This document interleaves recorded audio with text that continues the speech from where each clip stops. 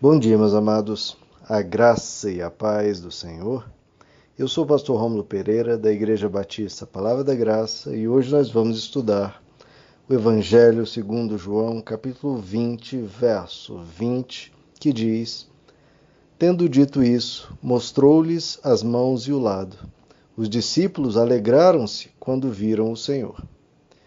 Bom, queridos, então agora Jesus se apresenta a todos os discípulos. Então eles estavam lá reunidos, como falamos, num domingo, final da tarde, para noitinha, e Jesus aparece diante deles. Aparece mostrando-se completamente ressuscitado diante dos discípulos e talvez outras pessoas que o haviam ali.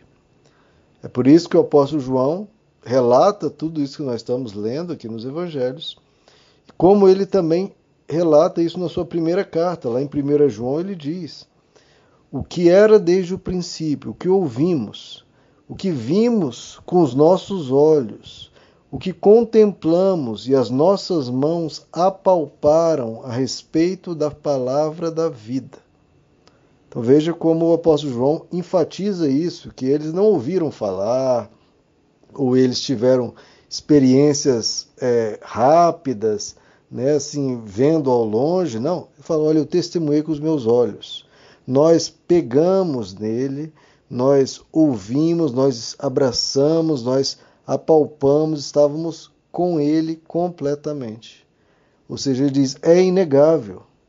Não era uma ilusão de ótica, não era uma mera visão, não era um sonho, não era, enfim, qualquer coisa que se possa inventar, não era uma hipnose, não, nós tocamos nele. Nós vimos, nós presenciamos, nós vimos as marcas. Veja o que Jesus diz. Jesus compreende que era difícil para eles entender que Jesus havia ressuscitado. Então Jesus mostra aqui, ó, veja as marcas nas minhas mãos, veja a marca no meu lado, mostrando, né, que ele ressuscitou com o mesmo corpo. Então Jesus mostra as marcas dos pregos e da lança e dizem que, olha aqui, as marcas da crucificação. Essas marcas foram preservadas para que os discípulos tivessem a certeza que era ele mesmo.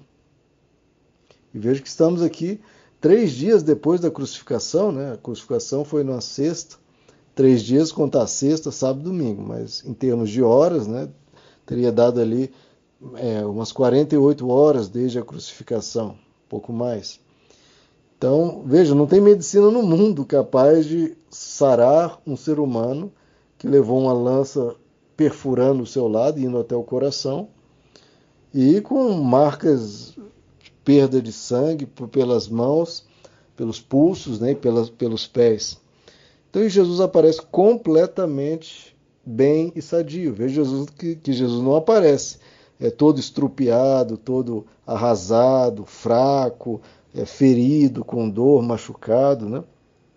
Não, ele aparece totalmente são e salvo, totalmente tranquilo, muito mais saudável que todos os discípulos, mostrando que não é que ele sobreviveu à cruz de alguma forma, né?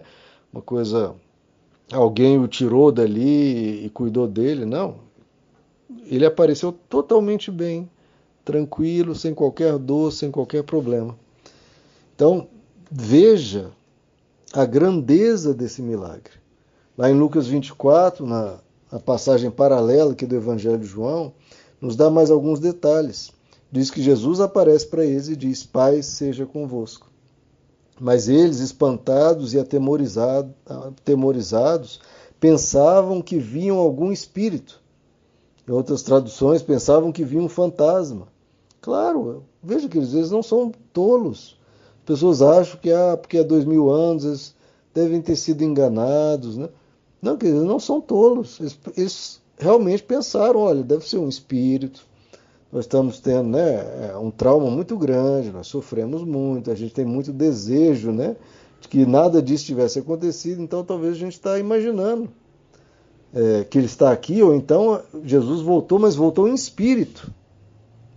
Aí o texto continua: ele, porém, lhes disse: por que estáis perturbados?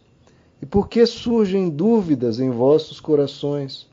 Olhai as minhas mãos e os meus pés, que sou eu mesmo.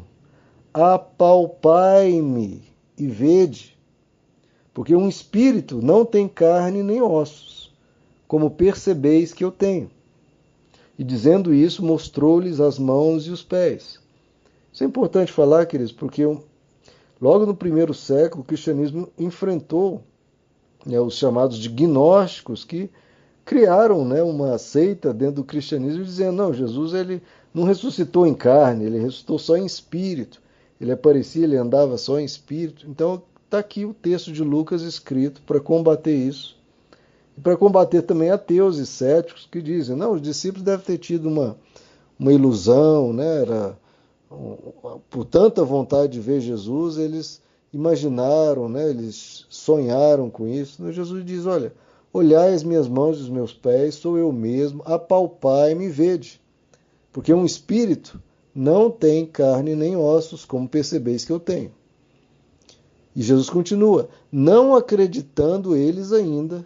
Olha só, ainda assim eles não acreditaram, porque era inconcebível para eles. Não acreditando eles ainda por causa da alegria, estando admirados, perguntou-lhe Jesus, tendes aqui alguma coisa para comer? Então lhe deram um pedaço de peixe assado e um favo de mel, o qual ele tomou e comeu diante deles. Então veja só, um espírito, ou uma ilusão, ou o que quer que seja, uma visão, não come.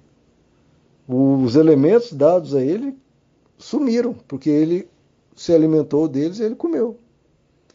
E aí Jesus continua, são estas as palavras que eu vos falei, estando ainda convosco, que importava que se cumprisse tudo o que de mim estava escrito na lei, nos profetas e nos salmos. Então lhes abriu o entendimento para compreenderem as Escrituras e disse-lhes, assim está escrito, e assim convinha que o Cristo padecesse e ao terceiro dia ressuscitasse dentre os mortos, em que em seu nome se pregasse o arrependimento para a remissão dos pecados a todas as nações, começando por Jerusalém. Vós sois testemunhas destas coisas. Então, por que os apóstolos transformaram o mundo, viraram o mundo de cabeça para baixo? Por que eles atravessaram as nações, caminharam, navegaram milhares de quilômetros?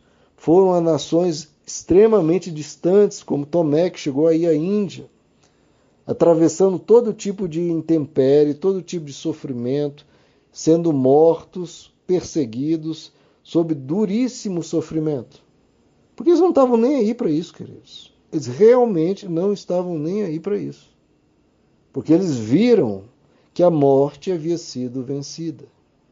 Eles viram, não é que alguém contou, não é que, olha, eu tenho uma ideia bonita aqui para apresentar para vocês. Vamos todo mundo acreditar que vamos ter vida eterna, vamos todo mundo acreditar que a morte morreu.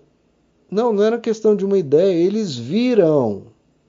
Era inegável. Agora, o que era inconcebível antes, que é de ter vida eterna, difícil captar isso de ressurreição, agora inverteu. Era inconcebível essa história de morte, essa história de dar valor a este mundo presente. Por isso eles enfrentaram tudo com toda a ousadia, toda a intrepidez e sem medo nenhum. Eles enfrentavam quem quer que fosse, governadores, inimigos, poderiam ter multidão de centenas de pessoas, eles não tinham medo algum, porque viram a vitória sobre a morte. Viram, apalparam, tocaram. Jesus venceu. Ele venceu. Então acabou. Acabou toda e qualquer ameaça, todo e qualquer problema. Ele venceu.